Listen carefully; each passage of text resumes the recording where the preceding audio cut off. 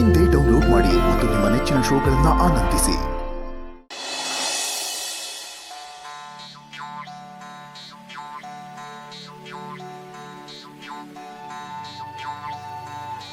ಏನಿದೆಲ್ಲ? ಏನ್ ಮಾಡ್ತಾ ಇದ್ದೀರಾ? ಮೊದಲು ಹಣ್ಣು ತಿನ್ನು, ಆಮೇಲೆ ಹೇಳ್ತೀನಿ. ಸಮರ್, ನಾನು ಬೆಳಗ್ಗೆವರೆಗೂ ಏನೂ ತಿನ್ನಲ್ಲ. ಸರಿ, ನೀನು ತಿನ್ನಲ್ಲ ಅಂದಮೇಲೆ ನಾವು ಯಾರೂ ತಿನ್ನೋದಿಲ್ಲ. ಹೌದು, ನಾವು ತಿನ್ನೋದು ಇಲ್ಲ, ಬೆಳಿಗ್ಗೆವರೆಗೂ ಜಾಗರಣೆ ಮಾಡ್ತೀವಿ. ಶುರುವಿಸ್ಕೋ.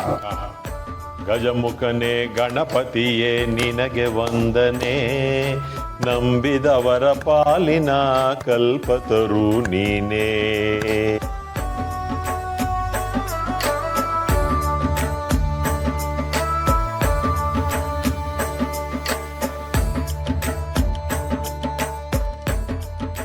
ಸಾಕು ಸಾಕು, ನಿಮ್ಮ ಭಜನೆ ಕೇಳಿ ದೇವ್ರು ಓಡೋಗಿದ್ರೆ ಸಾಕು.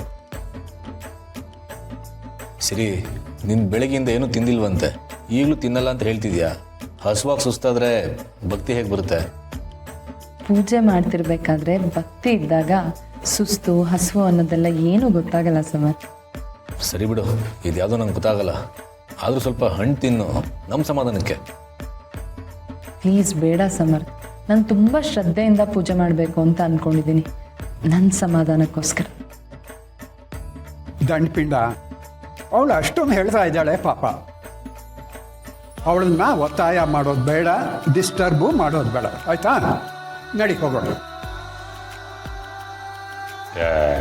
ಇದೇನ್ ದತ್ತ ಮಹಾಪ್ರಭುಗಳೇ, ರಾತ್ರಿ ಎಲ್ಲ ಕೂತು ಜಾಗರಣೆ ಮಾಡಿ ಭಜನೆ ಮಾಡೋಣ ಅಂತ ನಾನು ಬಂದ್ರೆ ನೀವು ನೋಡಿದ್ರೆ ಹೊರಡೋಣ ಅಂತಿದ್ದೀರಾ?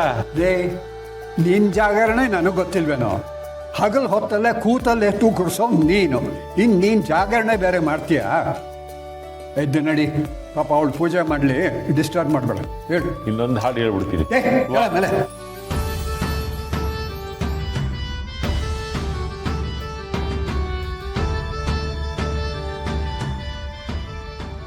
ಸಮರ್, ನೀನೇನು ಮಾಡ್ತಿದ್ಯಾ? ನಿನ್ನ ಪೂಜೆ ಮುಂದುವರ್ಸು, ನಾನು ಇಲ್ಲೇ ಕೂತಿರ್ತೀನಿ. ಬೆಳಗ್ಗೆ ನಿನಗೆ ಕೆಲಸ ಇರುತ್ತೆ ಸಮರ್, ಹೋಗು ಮಲ್ಕೋ. ಇಲ್ಲ ಇಲ್ಲ, ಅದೆಷ್ಟೇ ಕೆಲಸ ಇದ್ರೂ ಪರವಾಗಿಲ್ಲ, ನಾನು ಇಡೀ ರಾತ್ರಿ ನಿನ್ನ ಜೊತೆ ಹೀಗೆ ಪೂಜೆಗೆ ಕೂತಿರ್ತೀನಿ. ನಿನ್ನ ಪೂಜೆಗೆ ನಾನೊಂದು ಪುಟ್ಟು ಅಳಿಸವೆ. ಹಾಗಿದ್ರೆ ನೀನು ಹೋಗಲ್ವಾ? ಹೋಗಲ್ಲ, ನೀನಲ್ಲ, ಆ ದೇವರೇ ಬಂದು ಹೇಳಿದ್ರು ನಾನು ಹೋಗಲ್ಲ. ನಿನ್ನ ಪೂಜೆ ಮುಂದುವರ್ಸು.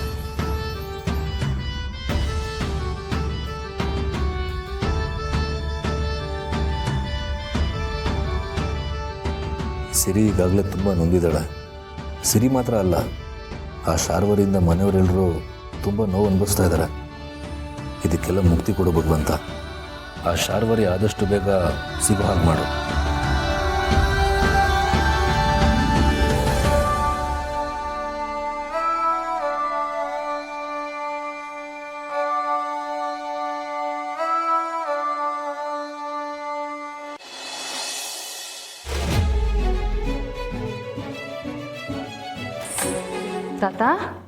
ತಾತ ಅಂಕಲ್ ಹೇಳಿ. ಸಮರ್ಥ್ ಹೇಳು.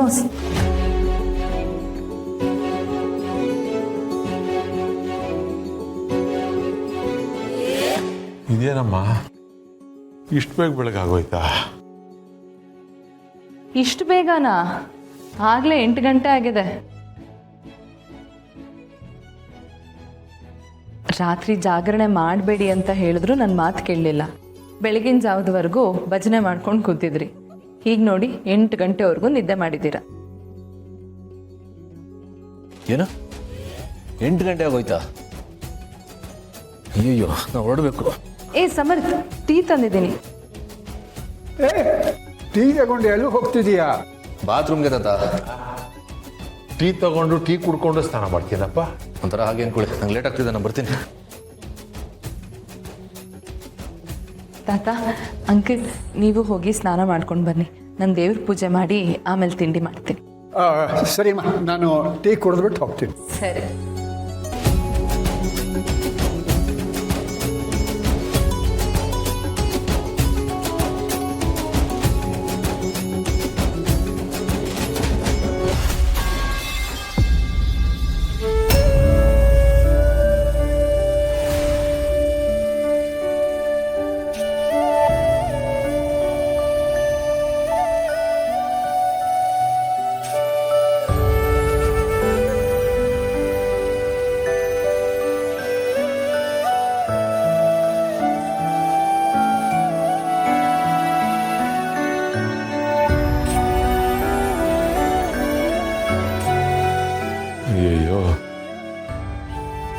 ರಾತ್ರಿ ಇಡೀ ಪೂಜೆ ಮಾಡಿ ಬೆಳಿಗ್ಗೆ ಕುಂಕುಮ ಚೆಲ್ಲೋಯ್ತಲ್ಲ. ತಾತ, ಸಮರ್ಥ ಇವತ್ತೆಲ್ಲೂ ಆಚೆ ಹೋಗೋದು ಬೇಡ ತಾತ. ಪ್ಲೀಸ್ ಅವ್ನಿಗೆಲ್ಲೂ ಹೋಗ್ಬೇಡ ಅಂತ ಹೇಳಿ. ಯಾಕೆ ಪುಟ್ಟ, ಯಾಕೆ ಹಾಗೆಲ್ಲ ಮಾತಾಡ್ತೀಯ? ಅಲ್ಲ, ಕುಂಕುಮ ಚೆಲ್ಲಿದ್ದಕ್ಕೂ ಅವನು ಹೊರಗಡೆ ಹೋಗೋದಕ್ಕೂ ಏನಮ್ಮ ಸಂಬಂಧ? ನೋಡು, ನೀನು ಧೈರ್ಯವಾಗಿರು, ಹೆದರ್ಕೋಬೇಡ, ಗೊತ್ತಾಯ್ತಾ? ಅಪ್ಪ ಭಗವಂತ ಇವತ್ತಾದರೂ ಆ ಶಾರ್ವರಿ ಸುಳಿವು ಸಿಗೋ ಹಾಗಾಗಲಿ.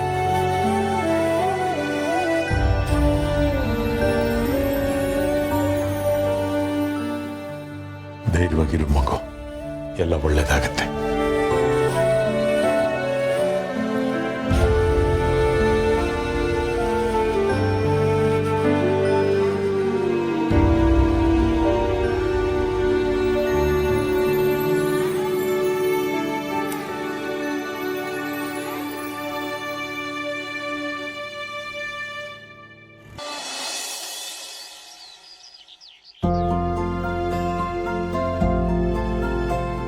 ಏನ್ ಮದವ್ರೆ, ಜ್ವರ ಎಲ್ಲ ಹೊರಟೋದಾಗಿದೆ?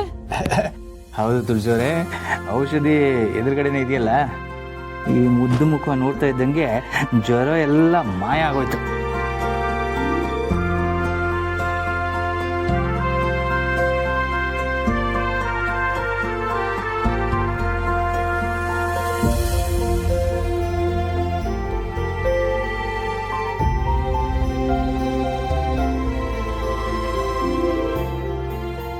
ಮಗುವಿನ ಜೊತೆ ಮಗುವಾಗಿದ್ರೆ ಮನಸ್ಸು ಎಷ್ಟು ಹಗುರ ಅನ್ಸುತ್ತಲ್ವಾ?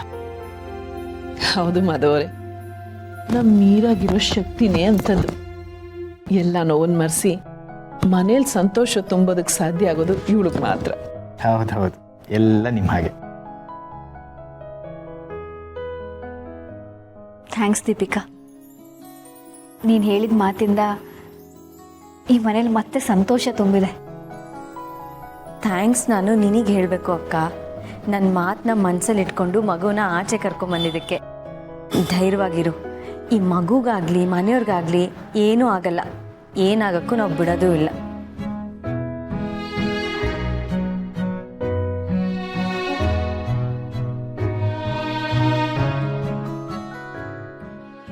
ಸರಿ ಬಾ, ಅಡುಗೆ ಮನೇಲಿ ಏನಾದ್ರು ಕೆಲಸ ಇದೆಯಾ ನೋಡೋಣ. ಶ್ರೀರಸ್ತು